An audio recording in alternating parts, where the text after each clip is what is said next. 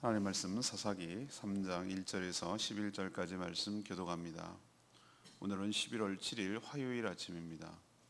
11월 7일자 본문 사사기 3장 1절에서 11절까지 말씀 교독하겠습니다. 여호와께서 가나안의 모든 전쟁들을 알지 못한 이스라엘을 시험하려 하시며 이스라엘 자손의 세대 중에 아직 전쟁을 알지 못하는 자들에게 그것을 가르쳐 알게 하려 하사 남겨두신 이방 민족들은 블레셋의 다섯 군주들과 모든 가나안 족속과 시돈 족속과 바알 헤르몬 산에서부터 하맛 입구까지 레바논 산에 거주하는 히위 족속이라. 남겨두신 이 이방 민족들로 이스라엘을 시험하사 여호와께서 모세를 통하여 그들의 조상들에게 이르신 명령들을 순종하는지 알고자 하셨더라. 그러므로 이스라엘 자손은 가나안 족속과 헷 족속과 아모리 족속과 브리스 족속과 히위 족속과 여부스 족속 가운데 거주하면서 그들의 딸들을 맞아 아내로 삼으며 자기 딸들을 그들의 아들들에게 주고 또 그들의 신들을 섬겼더라. 이스라엘 자손이 여호와의 목전에 악을 행하여 자기들의 하나님 여호와를 잊어버리고 바알들과 아세라들을 섬긴지라. 여호와께서 이스라엘에게 진노하사 그들을 메소포타미아 왕 구산 리사다임 하셨으므로 이스라엘 자손이 구산 리사다임을 8년 동안 섬겼더니 이스라엘 자손이 여호와께 부르짖음에 여호와께서 이스라엘 자손을 위하여 한 구원자를 세워 그들을 구원하게 하시니 그는 곧 갈렙의 아우 그나스의 아들 온니엘이라. 여호와의 영이 그에게 임하셨으므로 그가 이스라엘의 사사가 되어 나가서 싸울 때에 여호와께서 메소포타미아 왕 구산 리사다임을 그의 손에 넘겨주심에 온니엘의 손이 구산 리사다임을 이기니라. 그 땅이 평온한 지 40년에 그나스의 아들 온니엘이 죽었더라. 하나님은 일부러 가나안 족속들을 이스라엘 백성들의 주변에 남겨두셨습니다. 전쟁을 알지 못하는 세대에게 전쟁을 치러서 하나님께 순종하는지 여부를 시험하기 위해서 그렇게 한 것이죠. 하지만 이들은 시험에 실패했습니다. 낙제를 했죠.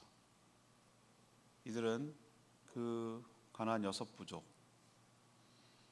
원주민들과 통혼, 결혼 관계를 갖기 시작했습니다. 딸을 주고 며느리 삼고 사위 삼고 뭐 이런 개념.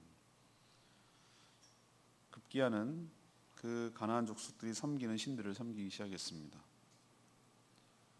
진노하신 하나님께서 메소포타미아 구산 왕 리사다임을 통해서 그 이스라엘 백성들을 8년 동안 압제함으로 고통을 받게 했습니다. 그들이 고통 가운데 견디다 못해 하나님께 부르짖자 하나님께서는 한 구원자 사사죠 온니엘을 세워서 그들을 구원해 주셨습니다. 온니엘이 살아있는 동안 약 40년 동안은 평화로웠다. 그러나 그 뒤에는 암시가 되죠. 또 범죄했다. 이것이 사사기 사이클이죠. 오늘 질문은 이겁니다. 하나님께서는 우리도 어떻게 다루시는가? 어떻게 우리를 만지시며 우리를 대하시며 우리를 교육하고 훈육하시는가? 이것이 오늘의 질문입니다. 첫 번째로 하나님께 순종하는지 시험해 보십니다. 우리도 그렇게 하신다는 거죠. 하나님이 아직도 남은 가나안 족속들을 오늘 5절에 보면 가나안 족속, 헷 족속, 아모리 족속, 브리스 족속, 히위 족속, 여부스 족속. 근데 왜 가나안 족속이라고 그러냐면은 그냥 대표성을 띠는 거예요. 우리도 예루살렘 그러면 뭐 이스라엘을 통칭하듯이 외국 사람들이 서울에서 소식 왔어 그러면은 한국에서 소식 왔어 이렇게 말하듯이 그냥 대표를 하는 것이. 그래서 가나안 족속이라고 부르는 것이. 여기서 가나안이라고 말했을 때는 그 가나안 일부 족속만 말하는 것이 아니라 그 땅에 살아가는 팔레스타인 땅에 살아가는 모든 여러 이방 족속들을 통칭해서 대표성을 가지고 말하는 것이죠. 이들을 몰아내는 게 하나님한테는 일이겠습니까? 일도 아니라고 저는 생각을 해요. 하나님이 인위적으로 하실 수 있으면 얼마든지 하실 수 있는 분이에요. 근데 오늘 말씀을 보니까 일부러 그들을 이스라엘 곁에 남겨두셨대요. 그러니까 의도적으로. 그 이유는 왜 그런가? 지금 살고 있는 이스라엘 백성들은 출애굽은커녕 광야 생활도 해보지 않은 세대들이에요. 출애굽을 경험한 세대들은 이미 다 죽었어요. 광야에서 죽고 여호수아 칼렙 살아서 들어왔는데 여호수아도 죽고 칼렙도 이제 나이 많아서 죽었어요. 없어요. 출애굽을 경험한 세대도 없고 심지어 광야에서 험하게 생활하다가 들어온 세대도 이제 점점 죽어가고 세대가 바뀌어가기 시작했어요. 그때까지만 해도 그래도 하나님을 알고 하나님을 경험한 세대이기 때문에 그래도 하나님을 경외하고 두려워하고 섬길 줄 아는 세대였어요. 근데 어제 또 말했지만 다른 세대가 돼버렸어요. 다른 세대. 그러니까 다른 세대라고 말하는 것은 완전히 차별화된 세대, 하나님을 모르는 세대가 태어나 버렸어요. 이들은 여호수아와 장로 때 이미 어느 정도 정복 전쟁이 일어났기 때문에 전쟁 경험도 그렇게 치열하게 살지 않았어요. 우리 세대를 말하는 거예요. 우리 세대. 우리 아버지 세대, 할아버지 세대는 어떻게 살았죠? 정말 험한 세대를 살았잖아요. 일제시대 때 뭐 얘기만 하면 일제시대 때 어쩌고 저쩌고 막 그런 얘기 하잖아요. 그리고 뻑하면 아버지 세대는 뭔 얘기합니까? 6.25 때 어떤 이런 얘기 하시잖아요. 그죠? 근데 물론 우리는 뭐 광주 학살이라든지 뭐 여기 4.3 사건이라든지 이런 내부적인 것은 있었어요. 그렇지만 뭐 나라 대 나라 전쟁, 뭐 동족상 이런 건 없었단 말이에요. 우리 세대가 그런 경험이 없었어요. 전쟁이 뭔지 모를 뿐만 아니라 왜 해야 돼? 라고 그 당위성도 모르는 그냥 그런 세대예요. 순진무구한 세대. 그냥 좋은 게 좋은 거고 이런 풍요로움과 이런 것들이 너무 처음부터 당연한 것이냐. 이렇게 이런 시대에 살았어요. 그러니까 이 얘기가 꼭 우리 얘기 같아요. 보면은 하나님은 여러 이 가나안 족속들을 남겨두셔서 이스라엘 백성들과 긴장과 갈등 그리고 전쟁을 경험하게 하셨어요. 왜 그러셨을까? 우리는 이렇게 생각할 수 있어요. 잘못 생각하면 하나님 우리 갖다 싸움 붙이나? 싸움을 막 부추겨가지고 그렇게 힘들게 하려는 것인가? 아니에요. 하나님께서 그런 악한 분 아니에요. 이스라엘 백성들이 이들과의 전쟁을 통해서 정말로 하나님을 경외하며 정말로 온전히 하나님을 신뢰하는지 순종하는지 그 여부를 테스트하기 위해서 그들을 남겨두셨어요.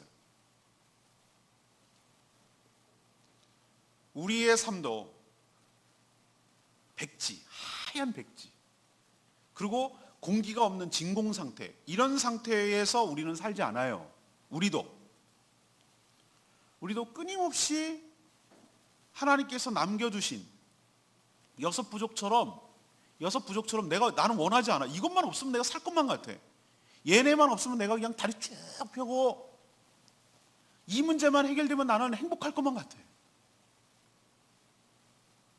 우리에게 여섯 부족은 주변에 있는 나를 괴롭히는 뭐 다른 민족이 우리로 치면은 뭐 북한, 중국, 러시아, 일본, 뭐 미국 이런 나라가 우리 여섯 부족이 아니고 이걸 좀 좁게 우리가 개인적으로 적용을 하면 나를 힘들게 하는 내 일가 친척들, 내 가족들, 내 환경들 이 모든 것들이 여섯 부족이라고 할 수가 있겠어요.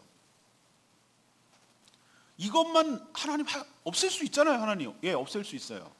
근데 왜 안 없애시는 거죠? 네가 그것을 통해서 하나님을 정말로 신뢰하는지, 그것을 통해서 하나님을 전적으로 의지하는지, 하나님의 말씀을 선택의 상황에서 하나님을 붙들고 하나님의 말씀에 순종하는지 여부를 알고 싶으신 거예요. 그래서 우리의 가운데 끊임없이 문제의 연속을 하나님이 주시는 이유가 그것이 아닐까. 그래야 끊임없이 하나님을 찾고 끊임없이 하나님을 붙들고 끊임없이 하나님 앞에 묻고 의지하고 순종하며 나갈 수 있습니까?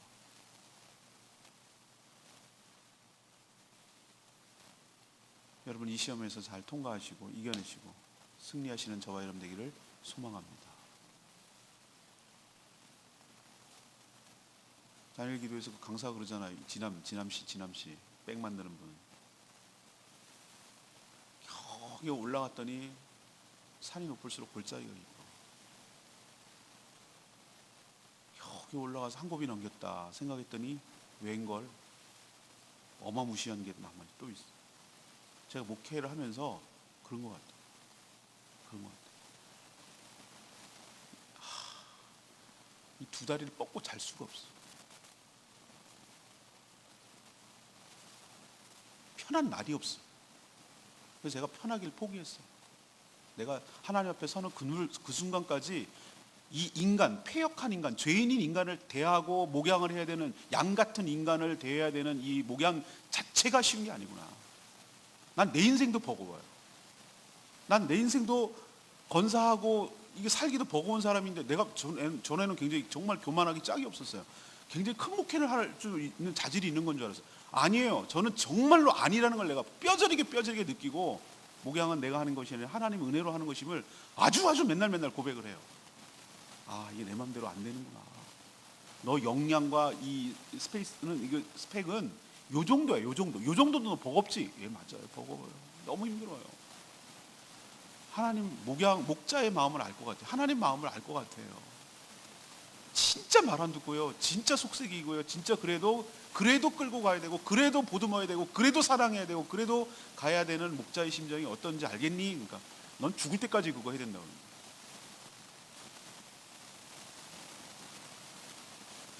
그래서 제가 이런 생각을 드는 거예요. 하나님 왜 이렇게 하셨어요? 2번 내려보세요. 2번. 1, 2번 중에서 2번.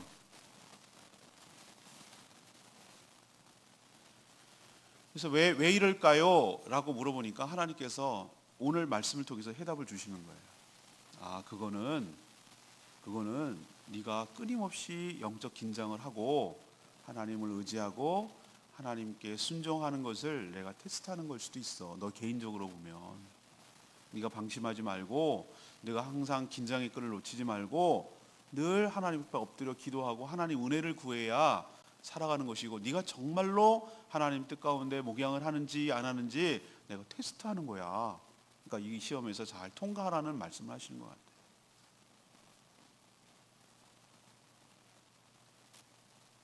우리도 한번 잘 생각해 보자고요. 여러분 어떨런지 모르겠지만 여러분 시험이 없으면 정말 행복할 것 같죠. 학창 시절이 그렇게 좋지. 근데 여러분 시험 없으면 공부할까요? 여러분 안 합니다. 여러분 잘 알잖아요.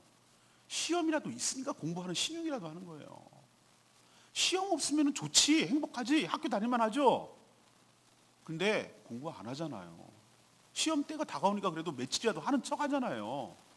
우리에게 인생의 어려움과 시험이 없으면 공부하겠어요? 하나님 붙들겠어요? 의지하겠어요? 안 하죠. 안 하죠.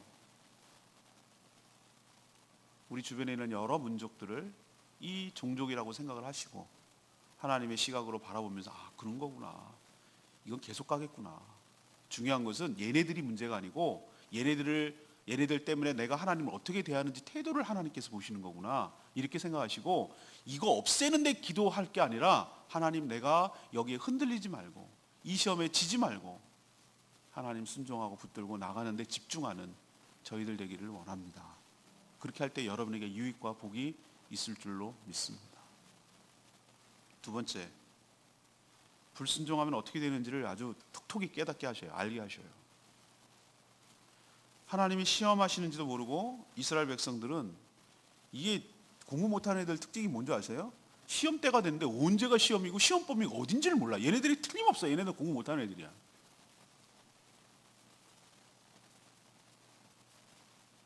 이스라엘 백성들이 얘네들을 왜 남겨놨는지를 몰라. 하나님의 의도도 몰라.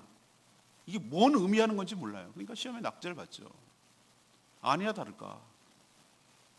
그들을, 가나안 족속들을 쫓아내고 없애기는커녕 그들과 함께 뭘 했는 줄 아세요? 통혼을 하는 거예요. 통혼이 뭔지 알죠? 딸 주고 아들 주고 뭐 이렇게 해가지고 결혼 관계를 맺는 거예요. 사람이 묘하죠? 우리도 하이 클래스에 있는 사람들은 다 뭐 합니까? 정략 결혼하지 않습니까? 왕조 시대도 아니고 귀족 시대도 아닌데 지네끼리 다 해가지고 뭐 서로 안 맞고 그러면 헤어지니 어쩌니 사랑 찾아가느니 뭐 자살을 하니 뭐. 난 하나도 안 행복해 보여 쟤네들. 이건희 보세요. 죽었잖아요. 결국 자살해서. 딸들 마음대로 안 되니까. 그게 뭐냐 그게. 그러니까 정략 결혼, 정략. 필요에 의해서. 이게 좋은 게 서로 이렇게 끌리다 보면은 사람 묘하죠. 집안이 섞이다 보면 어떻게 됩니까? 자연스럽게 그 문화가 들어온다고요. 그래서 며느리 잘 얻어야 되고 사위 잘 얻어야 되고 이거 잘 얻어야 되는 게 뭐냐면은 자기가 섬기는 패턴과 문화와 이걸 갖고 끌어들어오는데 항상 모든 문화는 뭐가 비타바탕이 깔려 있냐면 종교가 깔려 있어요. 신앙이. 마르크스는 뭐라고 하냐면 모든 하부 구조는 경제가 깔려 있다고 말하는데 저는 그렇게 생각을 안 해요. 모든 인간에 일어나는 모든 일들은 밑바닥에 자기가 의식하든 의식하지 않든 간에 밑바닥에 깔려 있는 건 자기 신앙이에요. 신앙 위에서 뭐가 나오는 거예요. 경제관념도 나오고 도덕관념도 나오고 윤리도 나오고 뭐 생활 경제활동도 나오고 다 거기서 나오는 거예요. 근데 그게 끌고 들어온다? 단순히 결혼한다? 이 개념이 아니란 말이에요. 하나님 그걸 알고 있었어요. 그래서 그토록 그들과 살려두지 말고 그들을 진멸시켜라고 한 이유가 거기 있었던 거예요.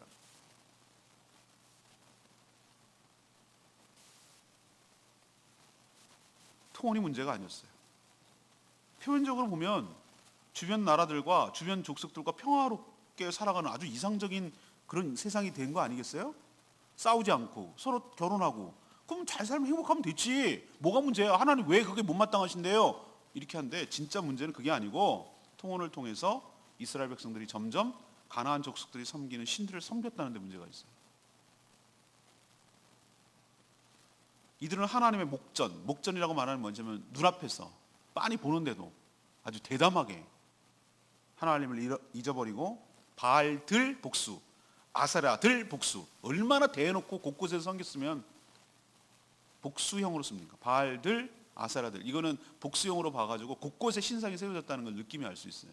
그리고 한 명이 아니라 아주 광범위하게 이런 일들이 벌어졌다는 것을 짐작할 수가 있어요. 이것이 하나님 앞에서 얼마나 큰 악인지 깨닫지 못했어요.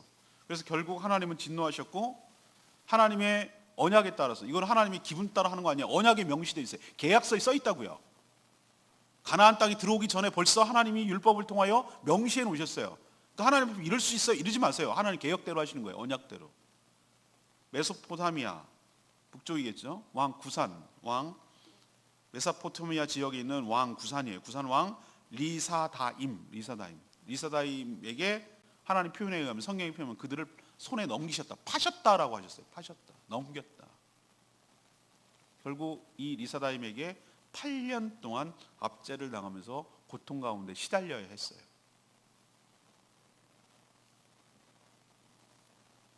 그들은 그때서야 잊어버렸던 하나님이 생각났어요. 그래서 하나님께 부르짖기 시작했어요. 하나님의 존재를 까맣게 잊고 있었는데 없어도 살 것만 같았는데 이렇게 하면 잘 사는 건 줄 알았는데 고통이 감내할 수 없을 정도로 다가오자 그들은 드디어 하나님의 존재를 인식하기 시작했고 인생이 내 마음대로 안 된다는 것을 처절하게 깨닫고 하나님을 찾고 부르짖기 시작했어요. 그리고 하나님께 불순종한 대가가 얼마나 가혹한지 얼마나 처절한지 얼마나 아픈지 이렇게 해서라도 하나님 앞에 돌아오기를 바라는 하나님의 사랑은 더 얼마나 큰지 이런 것들에 대해서 깨닫기 시작했어요. 고통은 하나님의 훈육의 방법이기도 합니다. 고통 단순히 아프다는 것이 여러 이유가 있을 수 있어요. 하나님의 징계일 수도 있고 하나님의 형벌일 수도 있고 또 하나는 하나님의 훈육일 수도 있어요. 징계를 통해서 다시 돌아오게 하시려는 그냥 고통 그 자체가 괴롭히려는 그 자체가 아니라 그걸 깨닫게 하시려는 것이죠. 왜? 그렇게 안 하면 하나님을 잊어버리고 영원히 살 거니까. 우리도 뭔가 잃어봐야 그 소중함을 알잖아요. 병원 침상에 누워가지고 며칠 동안 꼼짝도 못하고 침대에서 내려오지도 못해 봐야 내가 건강을 너무 소홀히 했구나. 내가 정말 관리를 안 했구나. 정말 막 살았구나. 막 굴렸구나. 이렇게 처절하게 깨닫는 것이고 정말 내가 하는 직업을 잃어봐야 내가 이거 하는 일이 얼마나 소중했는지 또 내가 하는 일을 놓쳐봐야 이것이 나에게 얼마나 소중한 일이었는지 내가 다 잃어봐야 나에게 이 필요한 것이 얼마나 소중했는지 이런 것들을 깨닫게 되는 것처럼 하나님을 정말 떠나봐야 잃어봐야 잊어버리고 살았던 내 자신을 돌아보게 되고 하나님을 찾게 되고 내 모습을 보지 않겠어요? 근데 왜 하나님 이렇게까지 하셔야 돼요? 그렇게까지 안 하면 안 들으니까. 좋은 말을 또 안 들으니까. 하지 말라고 그랬는데도 안 들으니까. 소곤소곤 얘기하는데도 안 들으니까 하나님께서 큰 소리로 얘기할 수밖에 없는 거예요. 그때는 크게 들려서 왜 이렇게 소리 질러 이러지 말고 소리 지를 수밖에 없게 만들어요. 애들 약 올리잖아요. 빨리 와서 씻어 밥 먹어 그런데 엄마가 조용조용히 얘기하면 안 듣잖아요. 그냥 소리를 지르잖아요. 맨날 아침마다 제가 그런 반복되는 우리 집 풍경이에요. 우리 아들 일어나라 그러면 죽어 다니는 큰 소리 나잖아요. 그럼 엄마는 이제 화가 나는 거예요. 왜 엄마 큰 소리 나게 만들어? 이게 또 화가 나는 거예요. 여러분 하나님 화내지 마시고 왜 화낸대요? 이러지 마시고 화내게 만든 나한테 문제가 있구나 이렇게 생각하시고 불순종하면 이렇게 되는구나 깨달으시고 돌이키는 저와 여러분 되기를 소망합니다. 마지막 세 번째는 뭐냐면 그럼에도 불쌍히 여기서 구원해 주신다는 거예요. 자식이 부모의 마음을 절대 다 알 수 없듯이 인간은 하나님의 진짜 마음을 정말 제대로 몰라요. 죽을 때까지 영원히 모를 거예요. 주변 민족에게 리사다임 구산왕 리사다임 얘한테 8년 동안 압제를 당할 때 그들은 그냥 당하는 그 표면적인 것만 생각을 해서 하나님 이럴 수 있어요? 원망하고 불평하고 또 오해도 했을 거예요. 진짜 하나님 살아계신 거 맞아? 하나님 우리 사랑하는 거 맞아? 뭐 이런 식으로 오해도 했겠죠. 그러나 진정으로 사랑한다면 어떤 고통을 받도록 아무 고통도 받지 않도록 하는 것이 그게 사랑하는 것이 아니고 때로는 고통을 줘서 매를 들어서라도 자신의 잘못을 깨닫고 하나님께 돌이키고 그래서 하나님의 더 큰 사랑을 받게 바라는 것이 진정한 사랑 아니겠습니까? 사랑하기 때문에 관심도 있고 사랑하기 때문에 그렇게 혼내기도 하고 사랑하기 때문에 매도 드는 거 아니겠어요? 그래서 하나님은 이스라엘 백성들이 그 고통 가운데 부르짖자 더 싸다 싸 더 해라 이렇게 하신 것이 아니라 한 구원자를 세워서 그들을 구해 주셨는데 그 사람이 바로 사사 온니엘이에요. 첫 번째 사사예요. 비로소 이제 사사 시대가 시작이 된 거예요. 온니엘에게 하나님의 영 성령이 임해서 그들을 그렇게 괴롭히던 리사다임과 싸워서 이기게 하셨어요. 그래서 온니엘이 살았던 40년 동안 더 이상 압제가 없도록 평화로운 시대가 되게 하셨어요. 사실은 이것이 하나님의 본심이에요. 이스라엘 민족이 미워서 버린 것이 아니라 하나님은 그들을 바로잡아서 하나님만 바라보고 의지하도록 하시려는 것이 진짜 의도였다 이 말입니다. 하나님은 진노 중에도 긍휼을 잊지 않는 분이신 줄로 믿습니다. 우리도 그 하나님의 진심과 본심과 그 마음을 좀 제대로 알아야 되는 것이 하나님의 진짜 마음을 알아야 되는 것이 부모가 됐을 때 언제 가장 자식들한테 서운하냐면은 부모의 진정성을 몰라줄 때 진심을 몰라줄 때 그럴 때 정말 속상해요. 딴 게 속상한 게 아니라 부모의 사랑을 왜곡하고 몰라주고 그럴 때 정말 의도를 모를 때 그때 정말 속상해요. 전 하나님도 아버지 되시기 때문에 그럴 거라고 생각. 그분도 인격이 있는 분이기 때문에 느끼거든요. 언제 우리에게 속상하실까? 정말 내 마음을 몰라주고 내 진짜 의도를 몰라주고 내가 왜 뭘 어떻게 하기를 너네들을 위한 건데 다 너네들이 잘 되라고 하는 건데 그걸 몰라주고 정말 오해하고 삐딱선 긋고 엇나가고 그럴 때 정말 속상하지 않겠어요? 인간인 우리도 이렇게 힘든데 좀 하나님의 본심을 제대로 아시고 진노 중에도 긍휼을 잊지 않고 불쌍히 여기셔서 구해주시는 하나님의 진짜 마음을 좀 헤아리시고 주님께로 돌이켜 주님께로 나아가는 저와 여러분 되기를 소망합니다. 오늘 레마의 말씀이 10절 말씀이에요. 저에게 이제 적용하는 말씀이죠.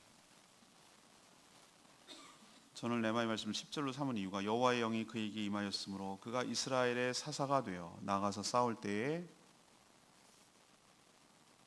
이게 누구 얘기입니까? 그라는 것은 온니엘이죠. 온니엘이 누구이죠? 배웠죠. 갈렙의 사위. 갈렙의 그나스의 아들이니까 조카이기도 해요. 근데 어떻게 사위가 됐죠? 벌써 기억이 안 나시죠? 사사기 1장에 나오는 얘기입니다. 기럇 세벨을 점령한 자를 내 딸을 주겠다. 악사를 주겠다. 악사가 이 악기 다루는 게 아니고 이름이 악사라고요. 악사를 주겠다라고 해서 악사를 자기 아내로 얻었잖아요. 악사가 당차게 다 다 알차게 가져갔잖아요. 기억나시죠? 예, 가져가야 된다고. 온니엘 사사로서 자격이 너무 충분해요. 갈렙의 정신을 이어받았고 정복 전쟁에 수행했고 얼마나 훌륭한 자입니까? 근데 동족이 8년 동안 고통 가운데 있었지만 그가 나섰습니까? 안 나섰습니다. 물론 하나님께서 계속 고통 가운데 두게 하셨지만, 근데 언제부터 일어나기 시작하고 활동하기 시작했습니까? 10절, 하나님의 영이 그에게 임하사. 그때 비로소 그가 사사가 되어 동족을 구하고 나라를 구하고 승리를 얻게 된 줄로 믿습니다. 제가 왜 이것을 레마에 적용하냐면은 저한테 많이 가끔 상담하는 분이 있어요. 세상을 도피하고 자기가 믿음이 굉장히 좋은 걸로 생각을 하고 주의 일을 하고 싶은 마음이 막 여기까지 올라오죠. 신학교 가겠대요. 그래서 내가 딱 보니까 아닌데? 당신 아니에요. 워워 말려야 돼. 자기는 막 필이 충만하대. 외적 소명, 내적 소명 얘기를 내가 그때 해줘요. 내적 소명은 그래요. 자기가 막 정말 분명한 이래요. 근데 하나님이 외적으로 부르심이 있어야 돼요. 부르심. 그게 교회적으로 부르심이 있어야 돼요. 교회적으로. 어떤 의미에서 교회에 부르심이 없으면은 죄종으로서 부르신 것이 아니에요. 그래서 하나님께서 이 두 가지를 세우시는 거예요. 내적으로 그를 부르시고 외적으로 그를 하나님께서 부르셔서 주의종으로 세워서 그럴 때 비로소 하나님의 뜻 가운데 쓸 수가 있는 것이에요. 자기 혼자 필이 충만해가지고 막 나서면요 일을 더 힘들게 하고 더 어렵게 만드는 경우가 저는 훨씬 더 많이 봐요. 교회 안에서, 교회 질서의 권위 안에서 그렇게 정말로 해야 되는 것을 말하고, 또 하나 반대로 그냥 외적으로만 불렀어. 당신 집사해, 당신 뭐해, 그래갖고 마음에도 없어요. 마음에도 없고 그냥 송아지 같은, 그냥 하기 싫어 죽겠는데 그냥 감투씌워가지고 그래가지고 막 몰아가는 거, 이거야말로 사람을 지치게 하고 힘들게 하는 것이에요. 주의 일은 외적인 부르심과 플러스 내적인 부르심, 성령의 충만함과 임재 가운데 있게 될 때, 두 가지가 동시에 충족이 될 때 기쁨으로 섬기고 하나도 안 피곤하고 기쁘고 즐겁고 보람 있고 의미 있고, 그리고 결과도 나타나고 하나님께 붙들려서 존귀하게 그렇게 쓰임받는 복된 인생이 될 줄로 믿습니다. 온니엘 지가 나설 수도 있었어요. 안 나섰어요. 충분히 자질이 있었어요. 안 나섰어요.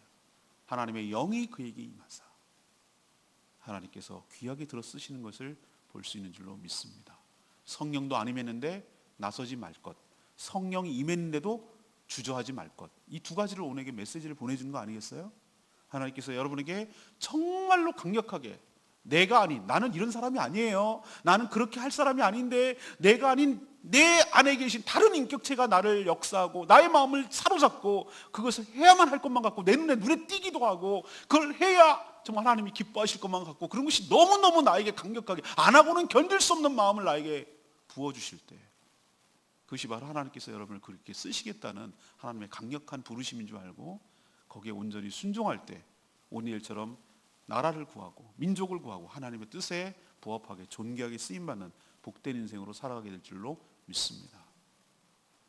오늘 세 가지 말씀드렸어요. 오늘의 질문은 뭡니까? 하나님께서 이 혼란한 이 시대에, 이 이스라엘 백성같이 패역한 이 시대에 전쟁을 모르고 하나님의 은혜를 모르고 그렇게 산 우리 시대, 이 바로 우리 시대, 우리를 말하는 거예요. 우리 시대를 하나님께서 어떻게 다루십니까? 사사시대를 통해서 우리에게 말씀하시는 거예요. 첫 번째는 뭘 합니까? 너네 정말 하나님을 시험하는, 순종하는지, 하나님을 의지하는지, 하나님만 의지하는지 하나님께서 내 주변의 여러 민족, 여러 문제들을 통해서 나를 테스트하고 계시다는 걸 생각하시고, 내가 지금 시험 받고 있는 거 기억하시고, 시험의 의미는 여기서 템테이션의 개념이 아니라 유혹의 개념이 아니고 테스트, 말 그대로 테스트의 개념. 하나님께서 정말로 너가 그렇게 살는지 아는지를 하나님 복 주시기 위하여, 하나님께서 은혜를 주시기 위하여, 하나님께서 관계가 유지되는 것을 위하여 테스트하는 거예요. 잘 통과하세요. 두 번째, 이 교훈을 통해서 우리를 어떻게 다루시는가. 우리도 가끔 불순종하면은 때로는 아주 아프게 손해를 보게 만들고 아주 정확하게 깨닫게 만들려고 하나님께서 우리에게 일시적으로 어려움을 줄 때가 있어요. 가끔 고백하는 분이 있더라고요. 11조 띵겨 먹었더니 왕창 손해가 나더래. 그만큼 뻥 나가더래. 11조 내면은, 이거 내가 11조 강조하는 거 아닙니다. 내면은 굉장히 손해 날 줄 알았더니 더 많이 생기더래. 이걸 어떻게 설명할 길이 없다는 거예요. 그거 좀 아껴보려고 그랬더니 막 안 생기지도 않았던 일이 막 막 아픈 사람 생기지, 교통사고 나지. 그래갖고 나중에 결산을 해보니까 10조 한 거보다 3배가 나가더래. 3배가. 그러니까 저는 그렇게 하나님 유치하신 분이라고 생각 안 해요. 저는 그렇게 하나님 정말 계산적이고 그렇지만 얘 수준이, 그 사람의 신앙의 수준이 그렇게 알아들으니까, 그렇게 해서라도 깨닫게 하려고 하나님께서 아주 저차원적으로 유치원 대하듯이, 어린애 대하듯이 그렇게 얘를 다뤄야 얘네가 팍팍 와닿으니까 일시적으로 그 고통을 주셔가지고 교훈을 주시려는 거예요. 더 신앙이 성숙한 사람은 또 다른 방법으로 테스트하겠죠. 그리고 거기에 사명을 요나처럼 분명히 하라고 그랬는데 안 했을 때 그 대가를 치르게 하시겠죠. 그래서 깨닫게 만드시겠죠. 중요한 것은 하나님께서 우리가 불순종을 했을 경우엔 거기에 대해서 대가를 치르게 해서 아프게 하셔서 이렇게 하면 안 되겠구나, 하나님을 내가 놓치고 사는 것이 얼마나 큰 손해구나 라는 것을 깨닫고 하나님께 부르짖고 하나님께 돌이키게 하려는 방편이지, 여러분을 손해나고 여러분을 못 살게 하고 여러분을 죽이고 여러분을 힘들게 하고 여러분을 그렇게 하려는 목적이 아닌 줄로 믿기를 바랍니다. 레슨, 훈련을 시키려는 방법, 훈육하는 방법이에요. 마지막 세 번째는 뭡니까? 하나님의 진심이 뭐라고요? 불쌍히 여기고 우리를 구원해 준다. 이게 진짜라고, 이게 진심이라고. 고통을 주는 게 목적이 아니고 그렇게 해서 막 살려달라고 아우성치니까 어떻게 해요? 은혜를 통해서 구원해 주시잖아요. 이게 진짜 마음이 하나님. 이 말씀 생각하시고 여러분들 하나님 오해하지 마시고 하나님께 온전히 순종해서 살아가는, 하나님만으로 충분하다고 고백하며 하나님 의지하고 살아가는 저와 여러분 되기를 소망합니다. 오늘 말씀 붙들고 기도하기 전에 187장부터 기도하겠습니다.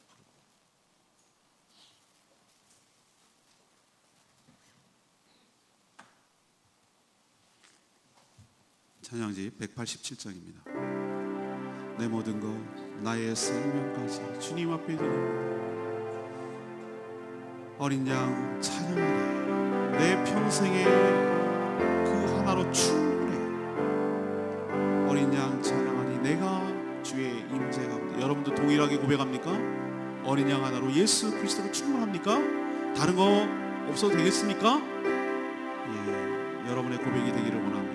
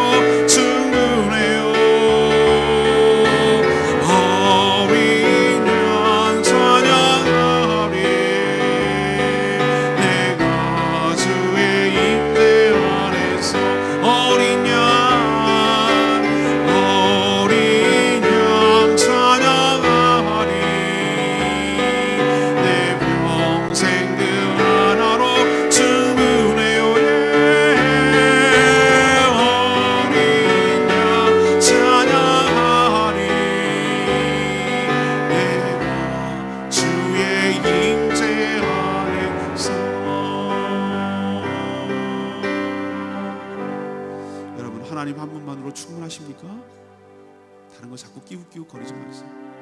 양다리 걸치다 큰 코 다쳐요. 하나님 정말 싫어하는 건 뭔지 아시죠? 당신을 섬기는 거예요. 다른 우상을 의지하는 거예요. 하나님 외에 다른 것도 있다고 생각하고 양다리 걸치는 거 정말 견딜 수 없어요. 배우자가 가장 못 참는 게 뭐예요? 외도하는 거예요. 한눈 파는 거예요. 신뢰를 깨는 거예요. 관계 자체를 흔들거리게 만드는 거예요. 이건 안 돼요. 하나님이 정말 왜 이렇게 분노하시는지, 왜 이렇게 화를 내시는지, 왜 이렇게 압제를 하게 하는지, 왜 이렇게 고통을 주시는지 그 이유를 알아야 돼요. 자꾸 고통만 피하려고 하지 말고, 이것만 해결해달라고 해주지 말고, 내가 뭐가 문제가 있는지, 하나님 이걸 통해서 나에게 뭘 말하려는 건지, 내가 속삭여도 못 들으니까 나에게 큰 소리로 메가폰으로 얘기하시는 하나님의 음성이 뭔지를 좀 캐치해내야 돼요. 그래야 바로 살아갈 수가 있고 다시 고침받고 회복될 수 있을 줄로 믿습니다. 주님, 내가 주님 외에 다른 것 의지하고 용서를 구합니다. 하나님, 그렇게 하지 말라고 그랬는데 하나님, 내가 우상을 섬겨요. 하나님 외에 다른 것들을 더 사랑하고 더 의지했던 거 용서를 구합니다. 하나님, 이 시간에 다시 한번 하나님 회복하여 주시옵시고, 온리를 통해서 우리의 삶을 구해 주시듯이 우리의 삶을 회복시켜 주시고, 하나님의 사랑이 그렇지 않다는 것을 우리도 경험하게 하여 주시옵소서. 다 같이 주여 외치며 나갑니다. 주의 아버지, 어린 양 찬양하니 내 평생 그 하나로 충분해요. 어린 양 찬양하니 내가 주의 임재 안에서,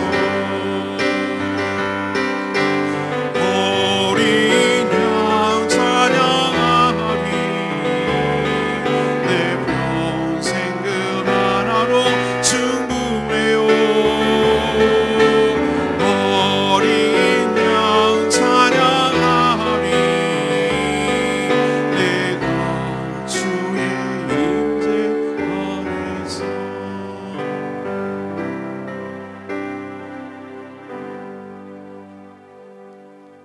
하나님, 저희들의 모든 삶이 주님의 손 안에 있음을 고백합니다. 이 미련하고 우둔한 저희들은 하나님께서 진정 무엇을 우리에게 원하시는지 정말 제대로 간파하지 못하고 알지 못할 때가 참 많습니다. 그것이 그저 고통인 줄만 알지 하나님의 시험인지조차 모르고 살아갑니다. 우리도 어떤 선택 상황이 닥칠 때 하나님을 의식하고 하나님을 바라보며 하나님께 순종하는 쪽으로 선택하며 살아가게 하여 주시옵소서. 당장 편하고 당장 눈에 보기 좋고 나를 만족시키는 것, 그것만 찾지 않게 하여 주시고, 죄의 결과가 우리가 체험하지 않더라도, 경험하지 않더라도 오늘 말씀을 통해서 그 대가가 무엇인지를 간접적으로 깨닫게 하여 주시옵소서. 이스라엘 백성들이 이렇게 폐허감에도 불구하고 부르짖자 그 기도를 들으시고 은혜를 통해서 그들을 구원하셨듯이, 우리도 하나님 앞에 부족하고 연약하고 여전히 죄 많은 인생이지만 하나님께 부르짖고 하나님께 의지할 때 저희들을 불쌍히 여기시고 저희들을 사랑하셔서 구원해 주시는 하나님이신 줄로 믿습니다. 그것이 하나님의 우리를 향한 본심인 줄로 믿습니다. 하나님, 오해하지 않게 하여 주시고, 하나님 이겨먹으려고 하지 않게 하시고, 하나님 없이 살려고 하지 않게 하시고, 우리가 은혜들 없으면, 은혜 떠나면 죽는 존재임을 기억하고 하나님의 은혜를 매일매일 사모하고 우리 힘으로 한순간도 살 수 없는 존재임을 기억하고 매일매일 주님만 의지하고 주님께 순종하며 살아가는 저희들 되게 하여 주시옵소서. 오늘도 하나님 앞에 간구하고 부르짖는 제목마다 이스라엘 백성들이 했듯이 똑같이 들어응답하여 주시옵시고, 진노 중에도 긍휼을 잊지 않는 하나님의 그 손길을 경험하는 복된 하루 되게 하여 주시옵소서. 오늘도 마땅히 해야 될 여러 가지 주의 일들을 잘 감당하게 하시고, 계속 진행되고 있는 다니엘 기도를 통해서 많은 성도들이 참여함으로 하나님이 예비하신 큰 은혜를 경험하고 새롭게 회복되고 더 하나님 단계에 더 올라서는 복된 시간들 되게 하여 주시옵소서. 주님께 모든 것 맡겼고 예수 그리스도의 이름으로 축복하며 기도합니다. 아멘. 오늘 하루도 주님의 은혜로만 살아가는 복된 하루 되기를 축복합니다. 기도하겠습니다.